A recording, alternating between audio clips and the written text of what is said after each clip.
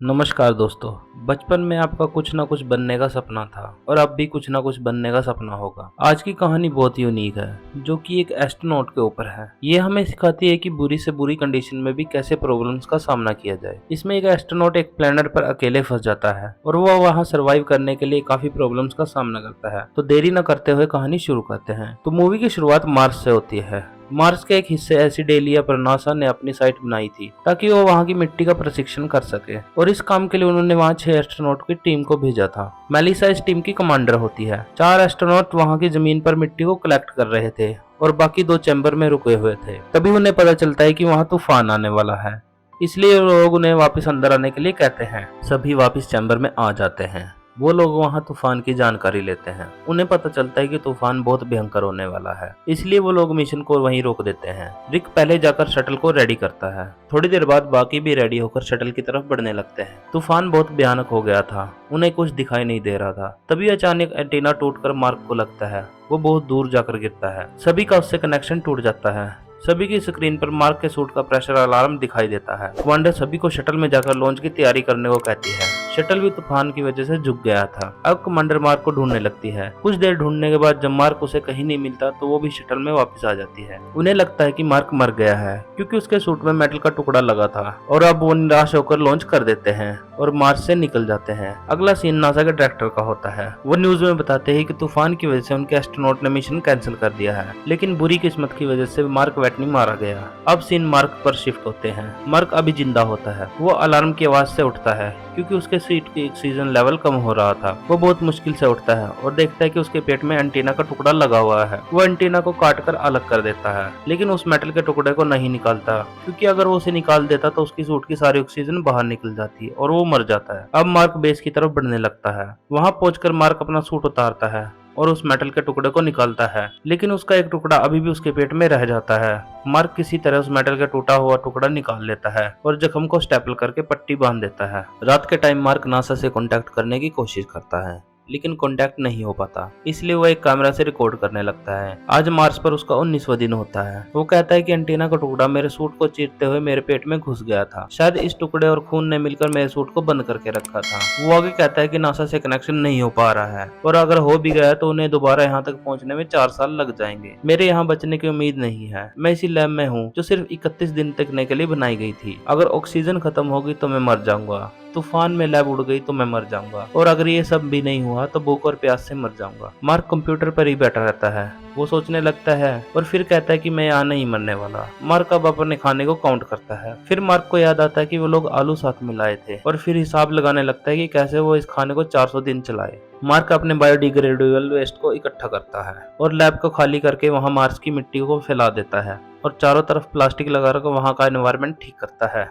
31वें दिन को मार्क अपने और अपने साथी के वेस्ट को मिट्टी में डालकर आलू को लगाता है। मार्क अब पानी के बारे में सोचता है कि वो पानी कहाँ से लाए। मार्क पानी बनाना जानता था। वह हाइड्रोजन गैस को जलाकर पानी बनाना चाहता था, लेकिन नासा किसी को भी स्पेस में ऐसी चीज ले जाने नहीं देती थी जिससे आग लग सके। लेकिन मार्क के पास जीसस का सिंबल होता है जो कि लकड़ी का बना होता है। मार्क उसे छीलकर आग जलाता है। जैसे ही वो उसे जलाता है एक छोटा सा ब्लास्ट होता है और वो फेल हो जाता है क्योंकि उसने कैलकुलेशन में गड़बड़ कर दी थी। वो अपनी सांसों को काउंट करना भूल गया था। अब की बार मार्क हेलमेट लगाकर काम करता है और बात बन जाती है। धीरे धीरे प्लास्टिक पर पानी की बूंदें इकट्ठा होने लगती है। वहाँ बहुत पानी आ जाता है जो कि उसकी खेती के लिए काफी था। 54वें दिन मार्क सोलर पैनल को ठीक करके लगाता है और फिर आगे देखता है कि उसकी फसल में एक छोटा सा पौधा उगने लगा है। इधर धरती पर डायरेक्टर और बाकी सब मार्क को श्रद्धांजलि देते हैं।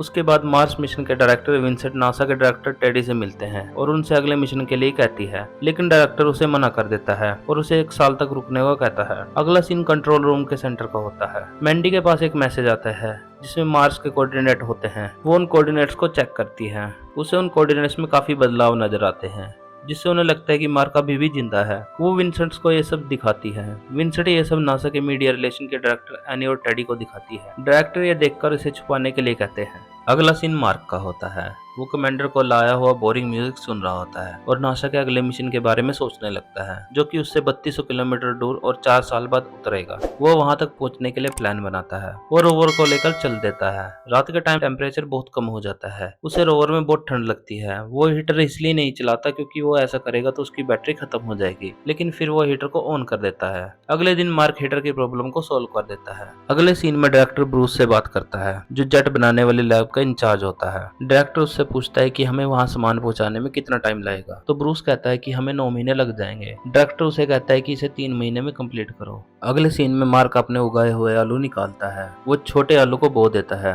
और बाकी को खाने के लिए इस्तेमाल करता है। फिर मार्क रोवर को लेकर निकल जाता है। इसकी जानकारी कंट्रोल रूम को मिल जाती है। विंसेंट समझ जाता है कि मार्क कहाँ जा रहा है। विंसेंट वहां से सीधे ब्रूस के पास जाता है और उसे इस बारे में बात करता है। वो 1997 मिशन के दौरान रहे एस्ट्रोनॉट से मिलता है और उनसे उस जगह पर खराब हुए पाथफाइंडर के बारे में जानकारी लेता है। इधर मार्क जगह पर पहुंचकर पाथफाइंडर ढूंढकर ठीक कर देता है और उससे सिग्नल भेजता है। विंसेंट को सिग्नल मिल जाता है। विंसेंट मार्क को कैमरा घुमाकर सिग्नल देता है कि उन्हें सिग्नल मिल गया है। मार्क अब सोचता है कि कैसे बात की जाए। मार्क नंबर से बातचीत करने का तरीका ढूंढता है और कैमरा के चारों तरफ अलग अलग नंबर्स की प्लेट लगा देता है। विंसेंट भी समझ जाता है कि वो क्या करना चाहता है और वैसे ही मार्क के पास सिग्नल भेजता है। विंसेंट उसे कहता है कि रोवर को हैक करो ताकि रोवर पाथफाइंडर से कम्युनिकेट कर सके। मार्क वैसे ही करता है और उनके बीच नॉर्मल बातचीत होने लगती है। मार्क विंसेंट से पूछता है कि क्रू को कैसा लगा जब उन्हें पता चला कि मैं जिंदा हूँ। विंसेंट कहता है कि हमें उन्हें अब तक नहीं बताया है। मार्क उन्हें गालियां देता है। मिच डायरेक्टर को कहता है कि हमें क्रू को बता देना चाहिए कि मार्क जिंदा है। डायरेक्टर उसे दोबारा मना कर देता है, लेकिन मिच क्रू के पास सीक्रेट वीडियो मेल भेज देता है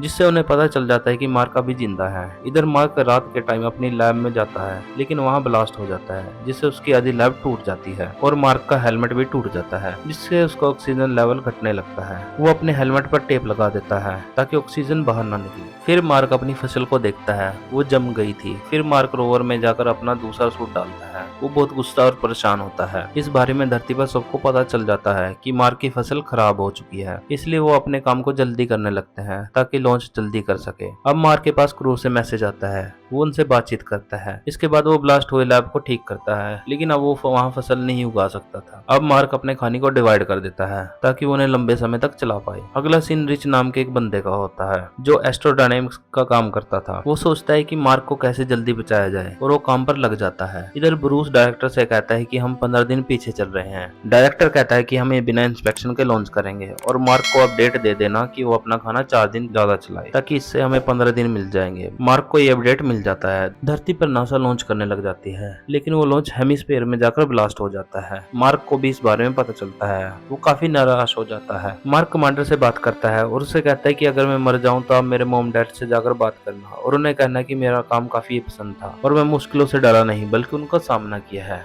और उन्हें थैंक यू बोलना। इधर धरती पर विंसेंट लॉन्च हुए ब्लास्ट को लेकर मीडिया से बात करते हैं। इस न्यूज को CNSA के चीफ साइंटिस्ट भी देख रहे होते हैं। वो डिसाइड करते हैं कि लोग नासा की मदद करेंगे और अपना एक बूस्टर उन्हें दे देंगे जिसमें मार्स तक जाने की कैपेसिटी थी। अब ब्रूस अपनी टीम के साथ एक प्रोब बनाने लगता है। अगले सीन में हमें दिखाया जाता है कि रिच को एक आइडिया मिल जाता है। वो अपनी कैलकुलेशन को सुपर कंप्यूटर की मदद से चेक करता है। उसकी कैलकुलेशन बिल्कुल सही होती है। वो सीधे विंसेंट के पास जाता है और फिर डायरेक्टर और नासा के बाकी डायरेक्टर्स से मिलता है और उन्हें अपना प्लान बताता है कि हमारी जो टीम है अभी स्पेस में है, उनके पास इतना फ्यूल है कि वो वापस मार्स के स्पेस तक पहुंच जाए। वो लोग सभी धरती की तरफ आ रहे हैं, लेकिन वो लैंडिंग नहीं करेंगे बल्कि धरती का चक्कर लगाकर मार्स की ओर रवाना होंगे। इसी बीच हमें उन्हें खाने पीने के और बाकी सामान भेज देंगे। जब वो मार्स के स्पेस में पहुंचेंगे तो मार्क जेट से उनकी ग्रेविटी से बाहर आ जाएगा और हमारा शटल उसे पकड़ लेगा। वो लोग सही सलामत वापस आ जाएंगे, लेकिन इससे उनका मिशन 533 दिन बढ़ जाएगा। डायरेक्टर रिच को कमरे से बाहर भेज देता है और सबको कहता है कि मैं ऐसा नहीं करने वाला।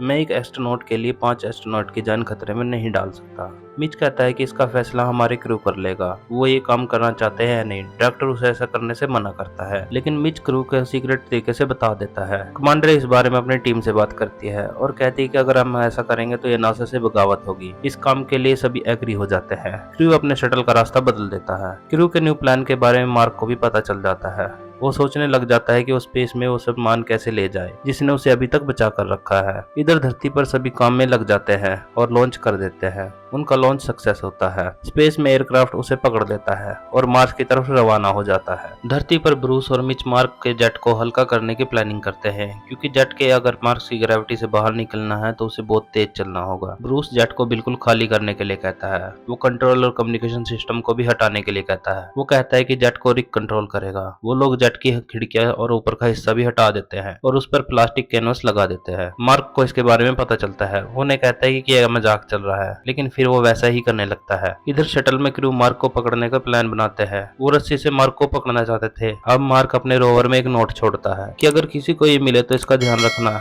इसने मेरी जान बचाई है। आज की पूरी लाइव टेलीकास्ट पूरी दुनिया देख रही होती है। मार्क लॉन्च के लिए रेडी हो जाता है। रिक मार्क के जेट को लॉन्च कर देता है। स्पेस में प्रेशर की वजह से मार्क बेहोश हो जाता है। तभी क्रू को एक और प्रॉब्लम मिलती है कि मार्क की जेट की स्पीड बहुत ज्यादा है और इंजन बंद होने के बाद भी वो हमसे बहुत ज्यादा दूर होगा। कमांडर रिक को कहते हैं कि हम शटल के इंजन को स्टार्ट करके मार्क के पास पहुंच जाएंगे, तो रिक कहता है कि उससे स्पीड बहुत ज्यादा हो जाएगी। वो लोग इसका सोल्यूशन ढूंढने लगते हैं। अब मार्क जाग जाता है। कमांडर उसे प्रॉब्लम्स के बारे में बताती है। मार्क उसे कहता है कि मुझे नुकीली चीज मिल जाए तो मैं अपने सूट में छेद करके आपकी तरफ आ जाऊंगा, इससे मैं आयरन मैन भी बन जाऊंगा। कमांडर उसे ऐसा करने से मना कर देती है। कमांडर एलेक्स को एक बॉम्ब बनाने के लिए कहती है ताकि हम एक चैम्बर को ब्लास्ट कर सके, इससे हमारी स्पीड कम हो जाएगी। एलेक्स वैसा ही करती है। वो एक बॉम्ब बनाता है और बेथ उसे कंट्रोलर में जोड़ देती है। अब चैम्बर को उड़ा दिया जाता है, लेकिन अभी भी वो लोग मार्क से बहुत दूर होते हैं। कमांडर अब खुद मार्क को लेने के लिए बाहर आती है। कमांडर रस्सी बांधकर मार्क की ओर जाने लगती है, लेकिन मार्क बहुत दूर होता है। वो मार्क तक नहीं पहुंच पाती। अब मार्क बिना कमांडर के बताए अपने सूट के बाजू में छेद कर देता है और बड़ी मुश्किल से कंट्रोल करके कमांडर की तरफ बढ़ता है, लेकिन उसे कमांडर पकड़ नहीं पाती। मार्क किसी तरह रस्सी पकड़कर खुद से लपेट लेता है। फिर कमांडर मार्क को पकड़ लेती है और अंदर ले आती है। सभी उससे मिलते हैं। मार्क बहुत ज्यादा खुश होता है। इधर धरती पर भी सभी खुशी से चिल्लाने लगते हैं। मार्क घर वापस आ जाता है। काफी सालों बाद वो एक प्रोफेसर बन जाता है। वो एक बेंच पर बैठा होता है। वो देखते हैं कि वहाँ एक पौधा उग रहा है। मार्क उसे हेलो बोलता है और अपनी पहली क्लास के लिए निकल पड़ता है। क्लास में पहुंचकर वो अपना एक्सपीरियंस शेयर करता है और सबको कहता है कि मैं स्पेस में बहुत मुश्किलें आएंगी, लेकिन उन्हें एक एक करके उन्हें सोल्व करना होगा। तुम लोग घर आ ही जाओगे। ये मूवी यहीं खत्म हो जाती है। आई होप कि आपको ये मूवी पसंद आई होगी। तो कमेंट में जरूर बताएं कि आपको ये मूवी कैसी लगी। तो लाइक एंड शेयर करना ना भूलें। Thank you.